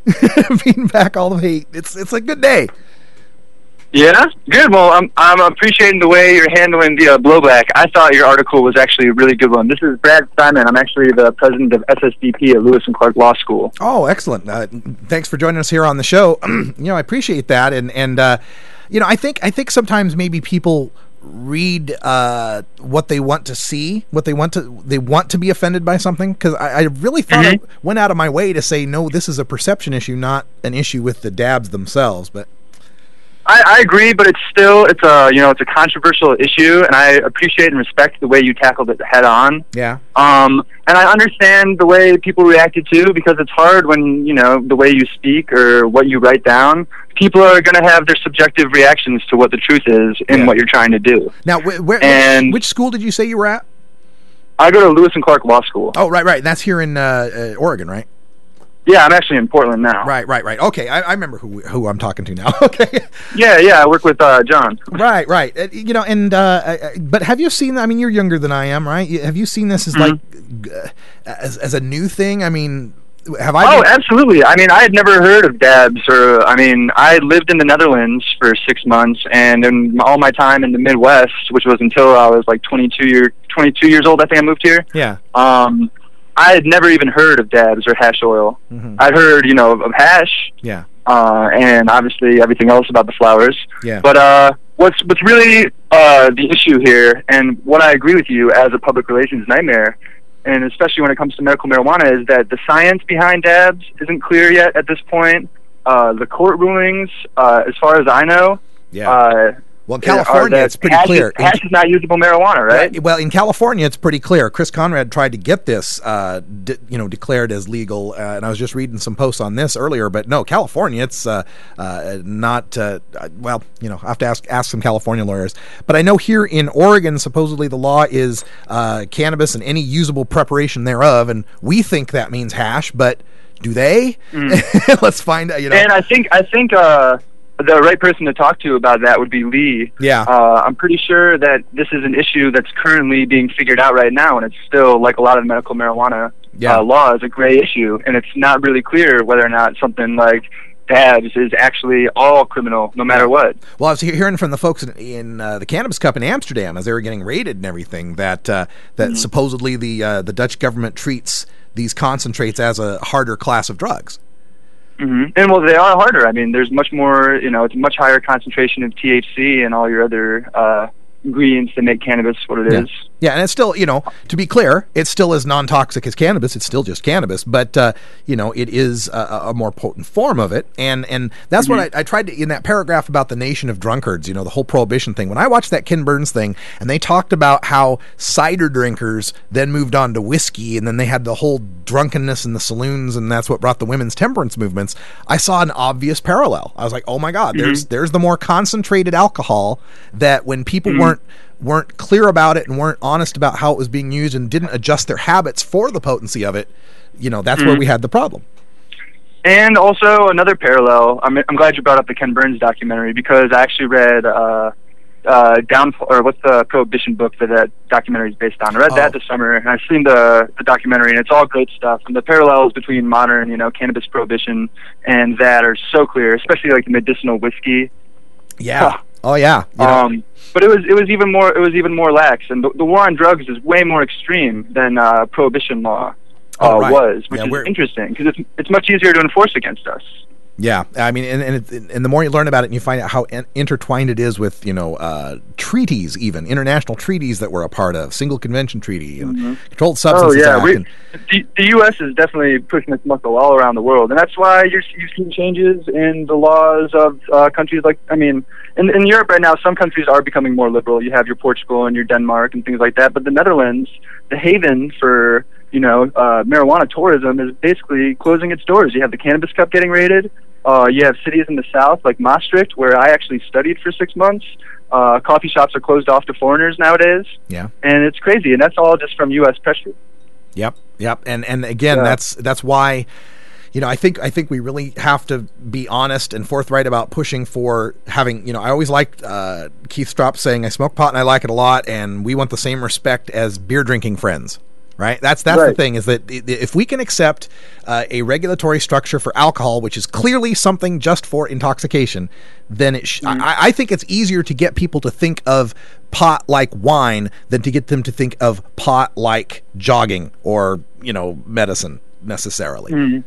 Or like a wellness, well-being, health-related thing. Yeah. Because it's not for everybody. It is for a great majority of medical marijuana patients, I would say, especially in Oregon. Maybe not nationally. Yeah. But here, you have to have a serious debilitating condition to get access to medical marijuana program. Right. And that's another thing that could be made, I can make clearer is that whenever this discussion comes up, there's the discussion of California medical marijuana and then every other state that has it. It's two different worlds. California's got for any condition a doctor deems necessary. Everybody else has like a series of flaming hoops to jump through, before you can get your card. So it is a different situation state by state. But it's even a different situation in the North versus in the South, like how LA runs things versus how San Francisco is running things. That's true. And at the end of the day, there's so many factions involved in this issue, both on the side of wanting to maintain prohibition and the parties that are going to benefit from that and the stakeholders that benefit from keeping it illegal, and all the different people that could benefit from just having marijuana regulated like wine. And that includes medical patients. And that's to their detriment not to be pro-legalization, because they're going to keep having their rights screwed over as long as it remains that way. And one compromise I could see coming out of this is to recognize that there is both recreational and medical use, and perhaps make it that, as we move in these baby steps, that I could see a spot where, okay, it's legalized for personal use up to an ounce, but if you're a medical user, you can have a pound. Something like that. Yeah, where they make absolutely. It should totally be tapered to the needs of patients. And I think that taxes from the sale or permitting or licensing of dispensaries, however we wind up regulating it in Oregon, and I think it really is just a matter of time. I think those taxes should directly go into a fund that treats more serious drug problems and treats medical marijuana patients and prioritizes them over recreational users. Right. Yeah, and that's the thing, is that as long as we recognize that there is many aspects to this and stop trying to fit marijuana into one spot, into one thing. Well, it can only, all use is religious use. All use is medical use. No, it's not. And it's a complicated plant, and it's going to be a complicated solution, but it's by no means an impossible one. Right. This is one that we have to really seriously sit together with. And I think when the time comes to legalize marijuana and regulate it, the battle's not just going to cease, and it's not going to be over as soon as people pass a vote or something. No. But it's going to wind up with law enforcement and stakeholders on the other side having to meet with entrepreneurs or lawyers and whatever to patients to figure out what really is the best way to do things for the best or for the highest amount of people. Right on.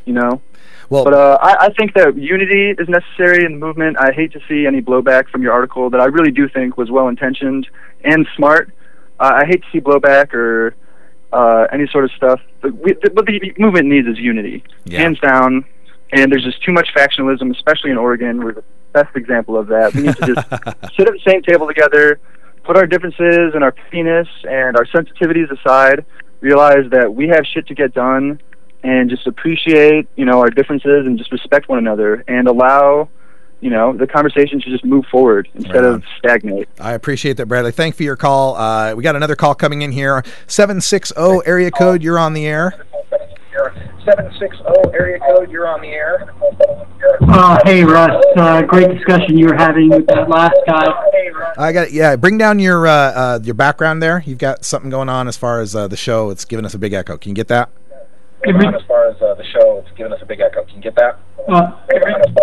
Yeah, I'm gonna put you on hold here until we can get that taken care of. But if you can find a way to turn off the computer or the radio in the background, I'll give you a minute or two to try to address that. Also got Grand Poobah. I just got your contact link there, so we'll get you on too. Where he is. Well, we'll go to you right now. How's that? Grand Poobah, you're on the air. What's up?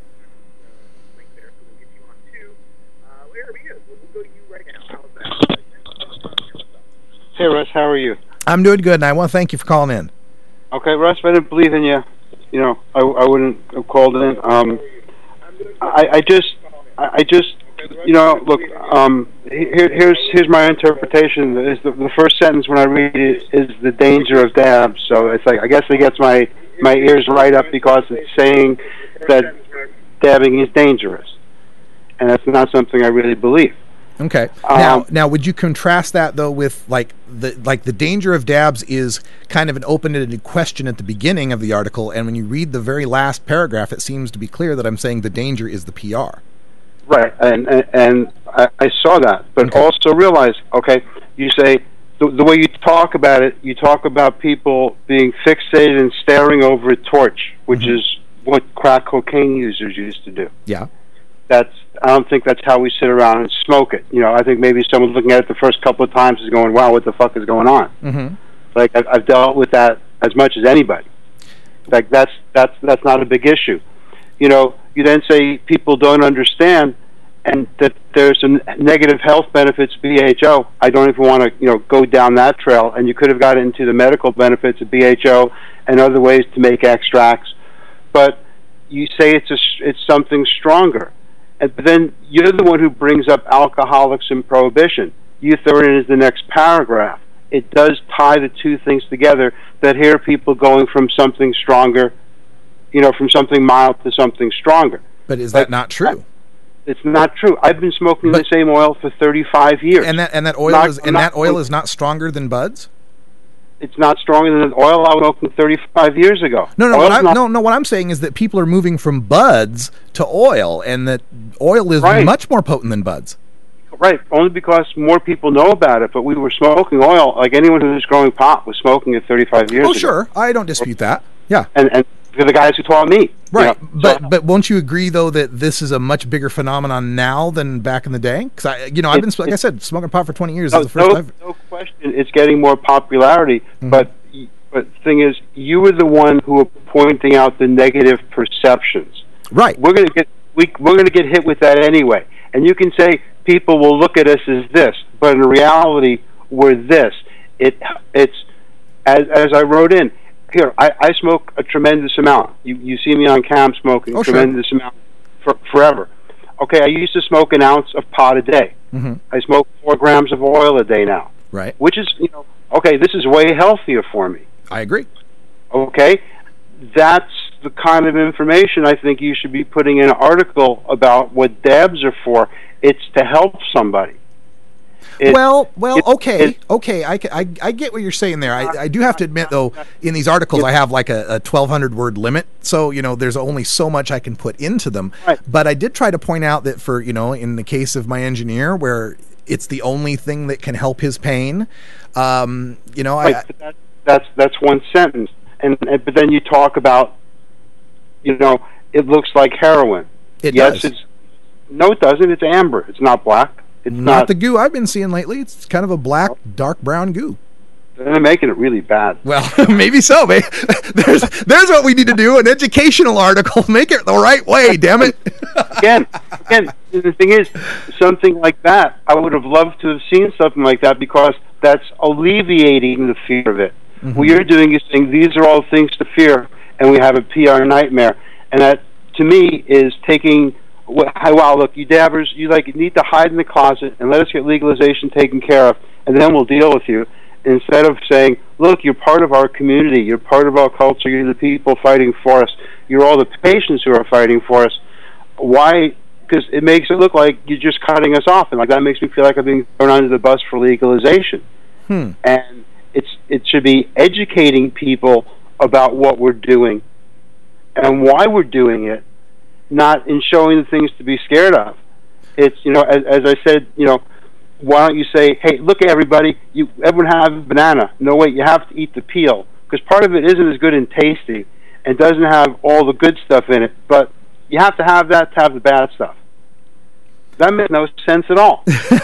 Well, okay, so let me see. On that basis, when you look at things let me restate to see that if I've got it right, is that the part of the problem here is that in my pointing out of what I see and giving my analysis of how I think people will respond to that by doing that without balancing it with here's why your perception is wrong and here's why it's a good thing. It makes it an unbalanced article. Is that fair? Yes. Okay.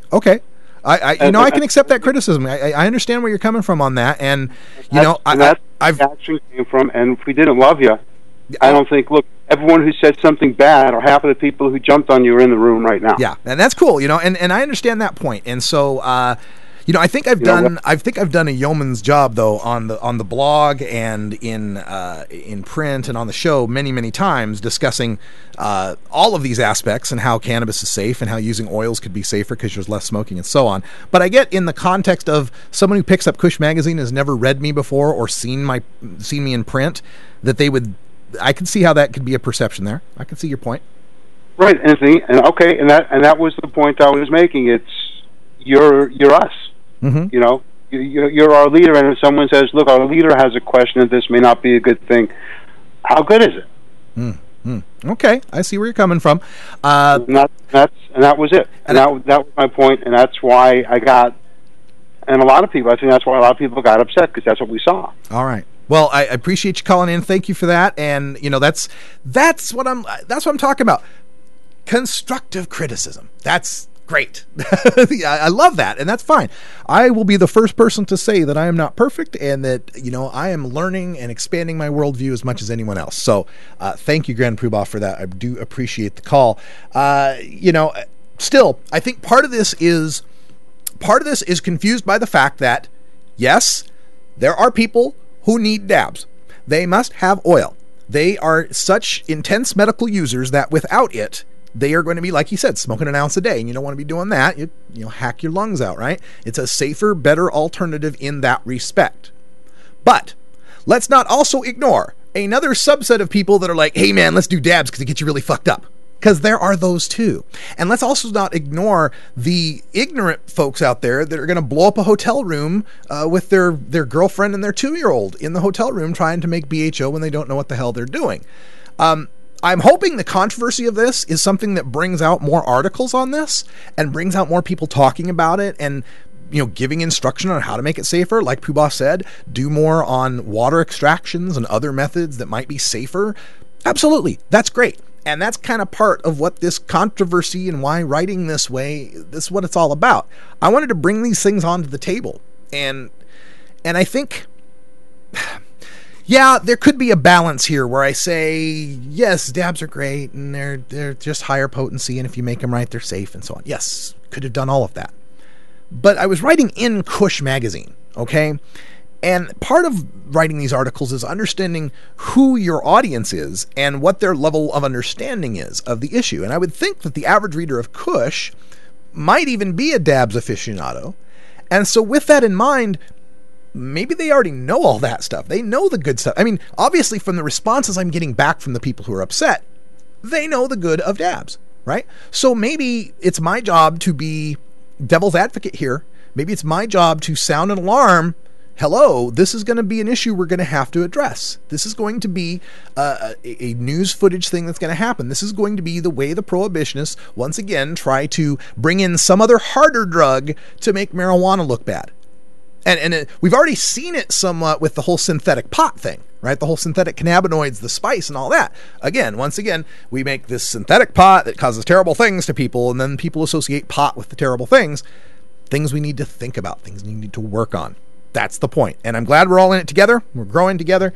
And, I might piss you off again sometime. But as long as we can understand it's all a policy thing we're working on and it's not personal, I hope we can keep that in mind. Anyway, let's play some music here because I need to get a drink. This is MC Chris with Fet's Vet.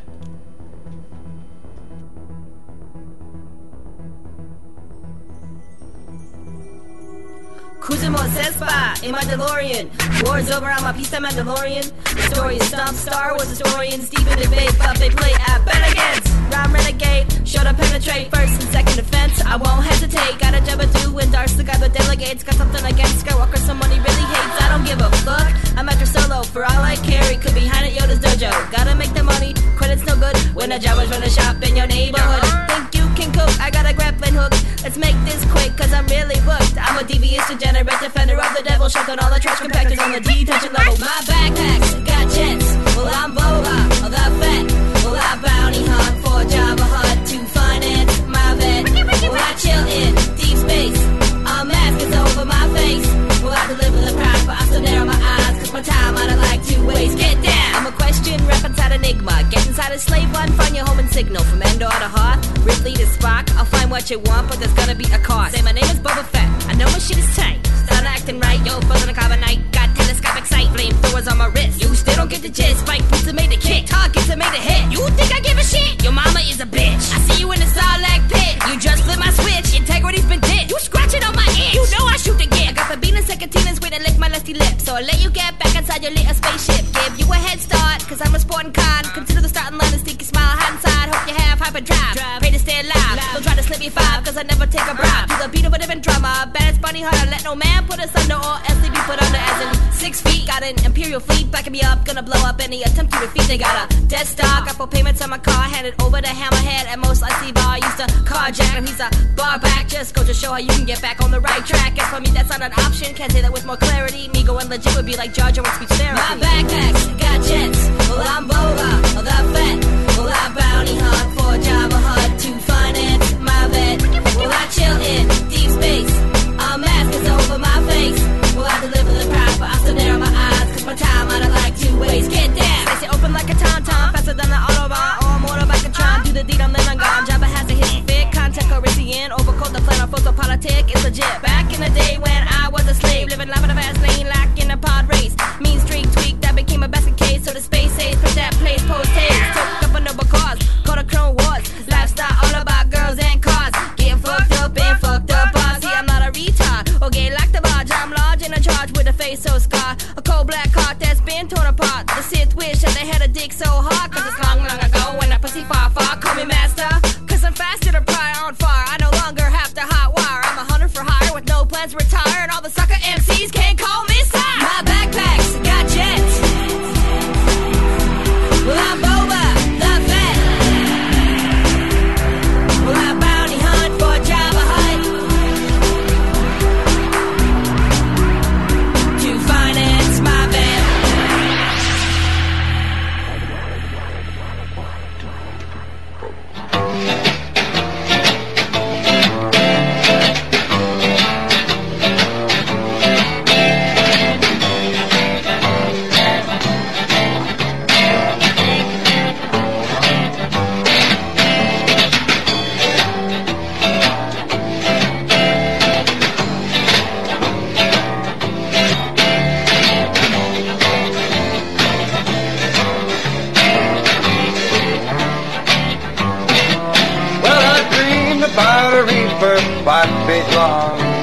The mighty man, but not too strong. You'll get high, but not for long. If you're a viper, I'm the king of everything. I say I gotta get high so I can swing. Line a T and let it be. If you're a viper, when your mouth gets dry and you know you're high, everything's dandy. Jog on down to the candy store, float your top on peppermint candy. Then you know that your money expands, and you don't care if you don't pay your rent. Sky is high and so am I. If you're a viper,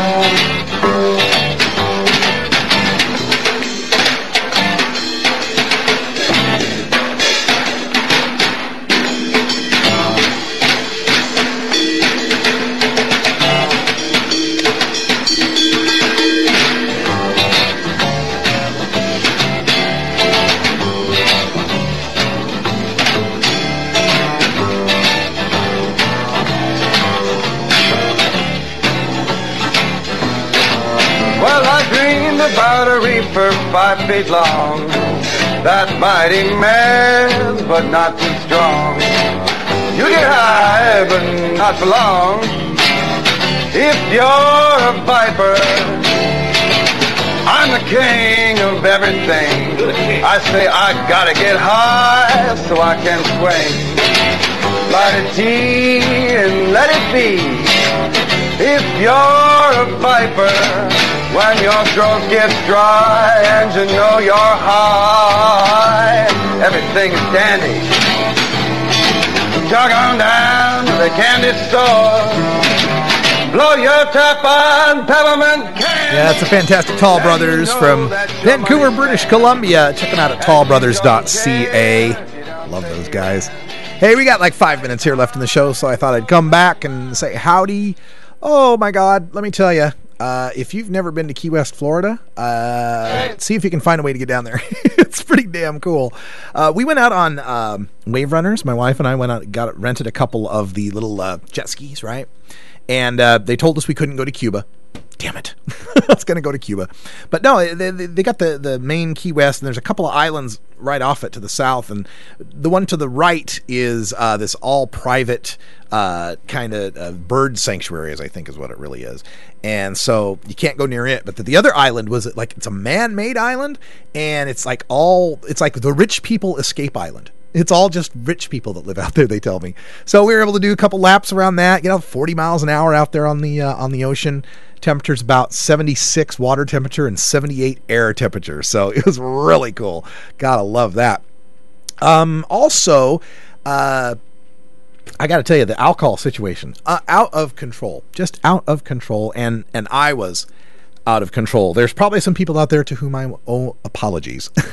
Most certainly to Swamp Lizard, our good friend, also known as Gator Paul, and his lovely wife, Joyce, and her brand new luxury car, not luxury car, I guess it's like an SUV or some kind, but anyway, that was the victim of my alcohol poisoning, shall we say.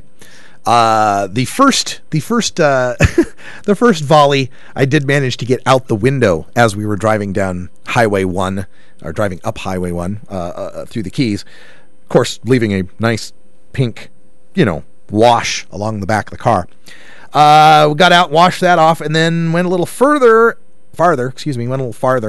and round 2. Now, this time for round 2, I weren't able to get pulled over quickly enough, and I managed to blow full force Mr. Creosote style on the interior doorway. So that was fun. And just as we had thought everything was fine, we dropped Joyce off and we're heading to Miami. I'm in the back seat, laying down, crashed out, and round 3 came up.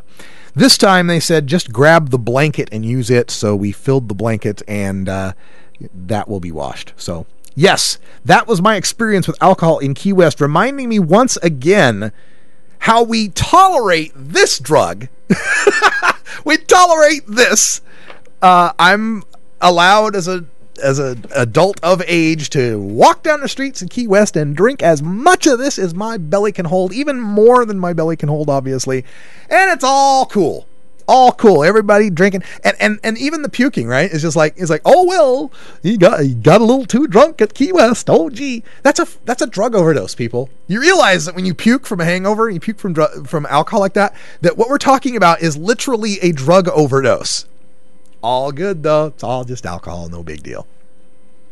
Also, I had fun watching the college football games and the pro football games out there. My Packers are still 12-0. They have clinched a playoff spot, so I'm very excited about that. I missed the game, though, damn it. We were on our way back from Miami. Our flights went Miami to LAX and then LAX to Portland.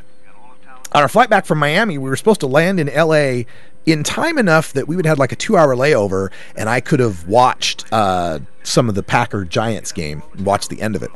But as it happened, our flight coming out of Miami was way late, and when we landed, you know how you go, when you get on the plane, right? You're right there at the door of the plane, and you can hand check your baggage. Like, I have this cart, and I hand checked it. And usually you hand check it, and then when you get out of the airplane at your destination, it's right there at the tarmac, and you pick up whatever it is and take it with you. And the cart is a good thing to do with that. Well, the American Airlines, Bankrupt Airlines of America, mistakenly put LAX as the location for our baggage. So what that meant was when we landed from Miami to LAX, as we were already late, we had to run down to baggage claim to get our bags, go back up through security, get all through the whole security rapist scan check, and then get onto our next plane. As it was, we managed to get on the plane 10 minutes before it was about to take off. We had to get standby, had to get all last second stuff. So I completely missed the Packer game. I was kind of bummed out about that. We'll talk more about that as we go through the rest of the week. All sorts of great shows coming up here on the Normal Network. All live this week, so stay tuned. Ivory Island Hour on Wednesday. Carrie's got a new edition for us. Friday, we've got Normal Rocks with Herb Thrasher. Got some Danny Danko coming up on Wednesday. Lively Libra, the Libra Lounge. Cannabis Cure UK, some more videos have been posted. All sorts of great stuff. It's great to be back. Thanks for having me. Until next time, take care of each other, tokers. Just to say, keep holding down the city, boy, you make us proud. I'll be happy as could be, dude, like I jumped right out of the fishbowl. Coming up next on the Normal Network, it's an hour of our favorite tracks from Normal Show Live's Roots Monday, the best of the acoustic ancestors of today's popular music, including blues, country, folk, and jazz. If you have a request or know of a band that should be